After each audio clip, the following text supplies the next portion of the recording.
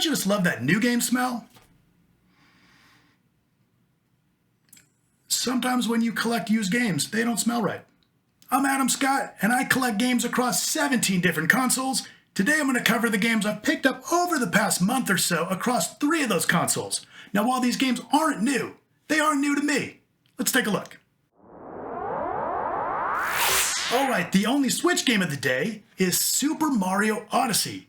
Now Mario has continued to revolutionize the platformer, back in the 2D days, then in Mario 64 taking it to the 3rd dimension, taking it to space. Once again, this is a total game changer. Mario's toolset has continued to get refined and polished over the years, and this is by far the most expansive yet, with this intuitive set of mechanics that has been polished to an absolute sheen.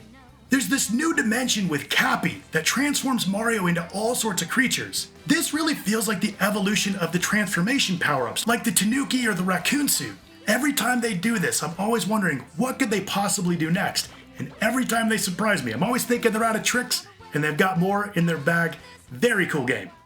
Alright, up next is The Witcher 3 Wild Hunt Complete Edition. Includes all that extra DLC. Now CD Projekt Red really crapped the bed when it came to the rollout of Cyberpunk, as we all know, but they were so beloved, especially with this game.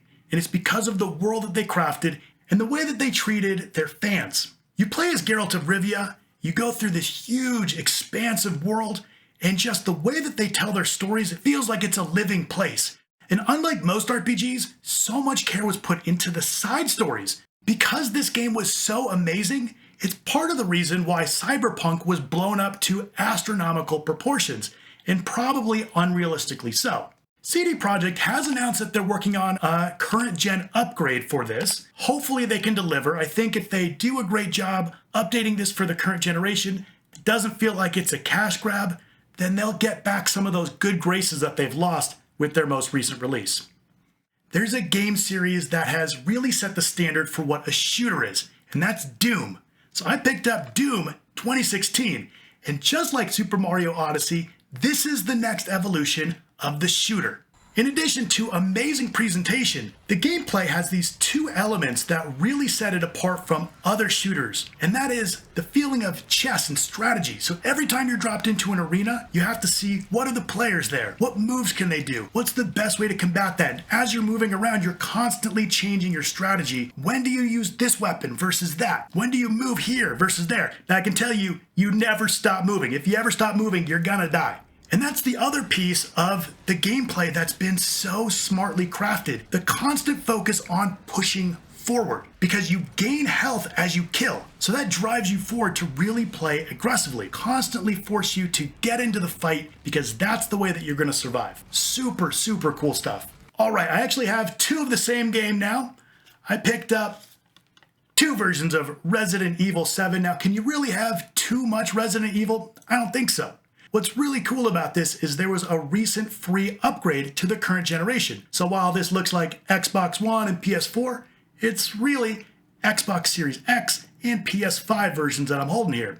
These games look better than they ever did. Resident Evil 7 was this acknowledgement that they were heading down the wrong path with the overall franchise. 4 really started to steer the franchise into more of an action focus. 5 really leaned in, and 6 just was bonkers. And Resident Evil 7 actually brings that horror back. It felt new, it felt fresh, even though there were so many references to the older games. Creeping around the Baker's house reminded me of creeping around the Spencer Mansion. It's so great to have that limited resource, to find those secrets again, to actually feel fear in a Resident Evil game. And I gotta tell you, VR is a whole other level. To actually see those mudmen up in your face, it's crazy how scary that can be.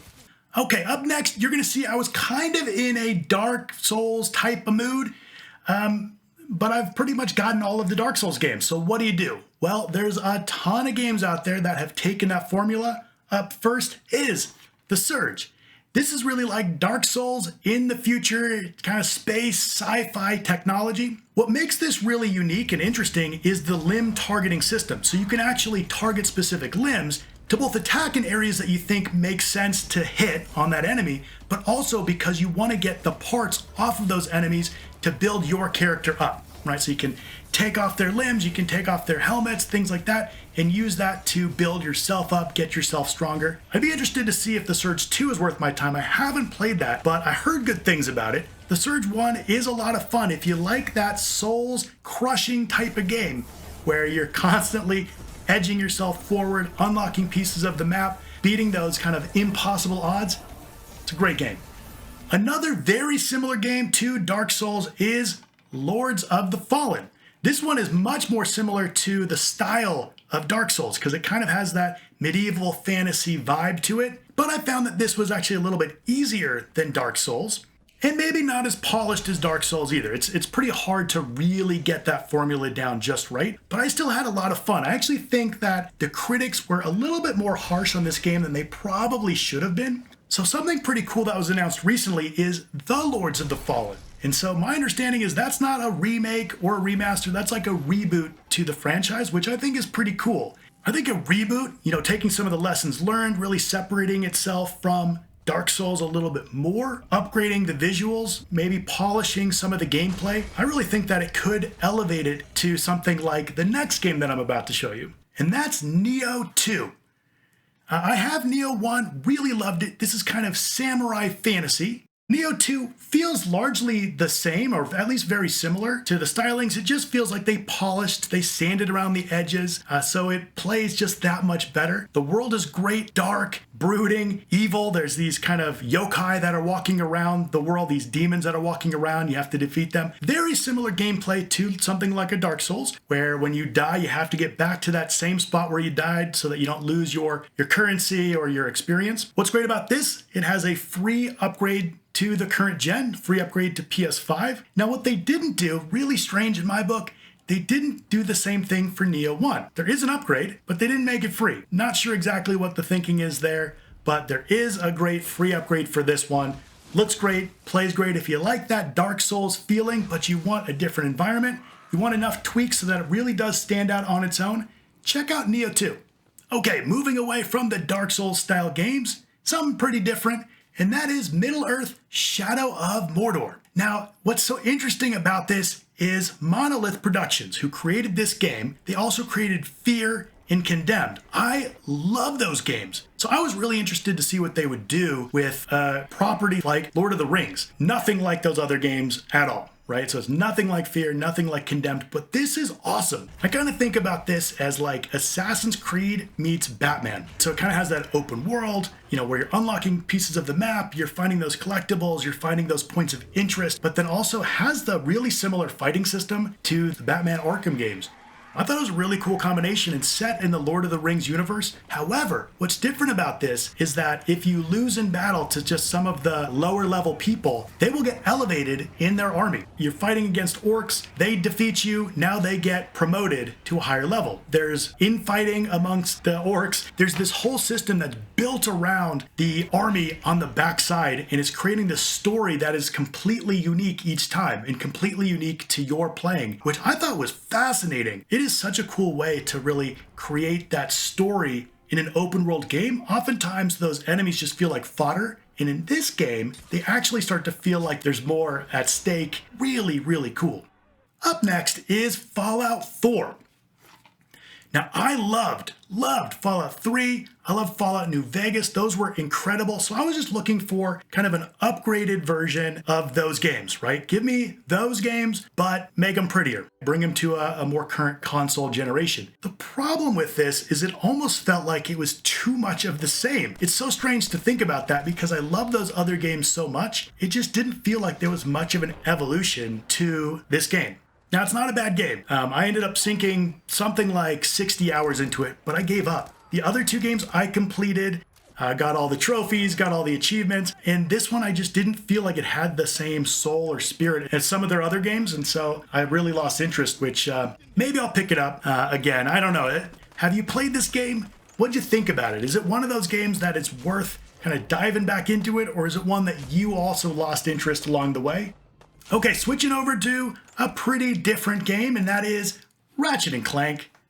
Who doesn't love Ratchet Clank? This was the kind of remake of the original game, or like a retelling. This game is so much fun, and really all the Ratchet & Clank games are so much fun. These are games that are great to complete because you're upgrading your arsenal. The arsenal's super fun, really creative. You've got these guns that turn your enemies into sheep or pixelate them or make them dance. You're flying around to all these different worlds, getting all these crazy power-ups, and it looks beautiful. I mean, this looks like a Pixar movie that you're playing. It looks amazing, especially when you're playing it on your PS5. You really can't go wrong when it comes to Ratchet & Clank, and this is another great entry in the series.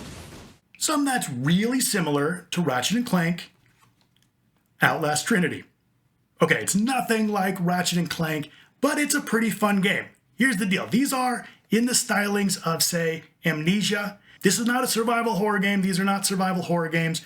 These are hide-and-seek horror games, where you're not equipped with any sort of weapons at all. Really, the only thing that you have with you pretty much the whole time is night vision camera. You're kind of always looking at your batteries. Do you have enough to actually see in the dark? If not, do you go completely blind? You know that if you get caught, you're going to die. There's no combat at all. So you're really just trying to hide from the enemies. They're seeking you out. That's the game. The first one is kind of in this insane asylum, trapped in with the crazy people who want to kill you. Second one is really kind of about this cult. And then you've got, I think it's like a prequel. Yeah, Whistleblower, which is just kind of like a little side story from the first one. So if you like hide and seek horror games, then these are great and you can get them on the cheap. 3 games. Can't beat that.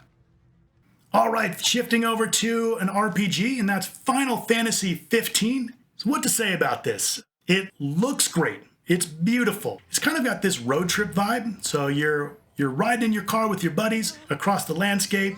You're fighting enemies along the way, kind of leveling up. It didn't really feel like the story had super clear direction, at least for me. I didn't feel like there were these huge stakes like I feel in some other RPGs, even some other Final Fantasy games. It was just a nice Final Fantasy game. I didn't feel the need to complete it all the way. I finished it, so I got to the end. I'd say that the characters generally were just okay. There's one character that really was my favorite, but I didn't really feel a strong connection to the world or the story. All right, so what'd you think about this one? Is it worth picking up and trying to go back in, or should I wait for Final Fantasy 16, which is right on the horizon? Speaking of Horizon, segue, Horizon Zero Dawn. What a cool story. You know, when you see the trailer with the robot dinosaurs and the robot animals, it kind of sets your imagination wild. And I think it lived up to what my imagination was hoping for, and even then some. Great open world, really imaginative. You play as Aloy, where she has this interesting backstory that kind of gets uncovered throughout the story. This one has the frozen wilds in it as well. I like the combat. I thought the combat was a lot of fun. I've heard some criticisms about the combat, and I didn't quite get that, because I found it to be just a blast. I liked upgrading Aloy. This is one that I actually did complete. Got all the trophies on it. I just loved it. I thought it was great. I'm looking forward to Horizon Forbidden West. You know that if I'm waiting this long to get this game, it's going to be like 2027 before I get that one. But still, I'm looking forward to it. What'd you think about this game? What'd you think about the sequel? Is it one that I should probably move up a little bit earlier and pick it up before it gets too long? Or is it one that I should wait on? I'd love to hear about it because I just love this one so much. All right, so there are my recent pickups. What games have you added to your library recently? And what games should I add to mine very soon? Love to hear about it in the comments down below. If you liked the video, give it a like. If you're not subscribed, it's a great time to do so. Thank you so much for watching. We'll see you next time.